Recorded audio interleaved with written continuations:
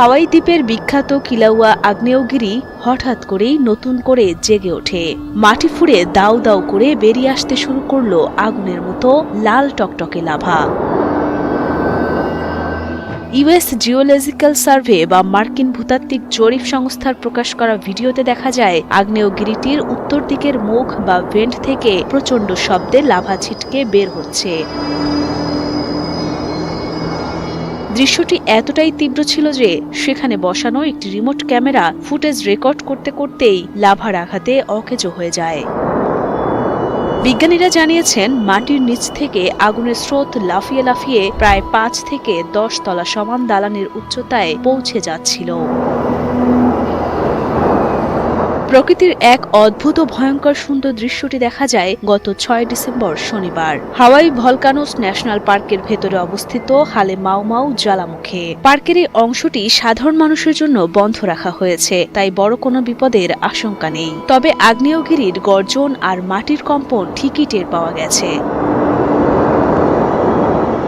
শনিবার রাতে উত্তর দিকের ভেন্ট বা মুখ থেকে যখন অনবরত লাভা বের হচ্ছিল, তখন দক্ষিণ দিকের মুখটিতেও আগুনের আভা দেখা গেছে। একই সাথে মাটি কেঁপে উঠছিল মৃদু ভূমিকম্পে।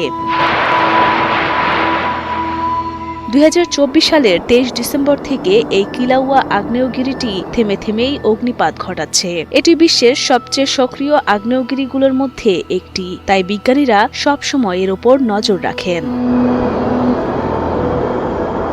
এর আগে নভেম্বর মাসের শুরুতেই বিজ্ঞানীরা আঁচ করতে পেরেছিলেন যে বড় কিছু ঘটতে যাচ্ছে। গত ৭ নভেম্বর সন্ধ্যার দিকেও জ্বালামুখ দিয়ে লাভা গড়িয়ে পড়ার দৃশ্য দেখা গিয়েছিল।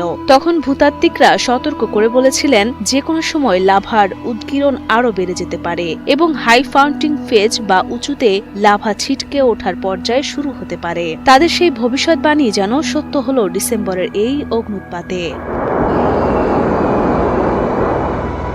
পৃথিবীর পেটের ভেতরে থাকা গলিত পাথর বা ম্যাগমা যখন প্রচণ্ড চাপে বাইরে বেরিয়ে আসে, তখন তাকে আমরা লাভা বলি। আর কিলাউয়ার মতো আগ্নেয়গিরিগুলো এই লাভা উগরে দেয় অনেকটা প্রেসার কুকারের মতো চাপ ছেড়ে দেওয়ার জন্য।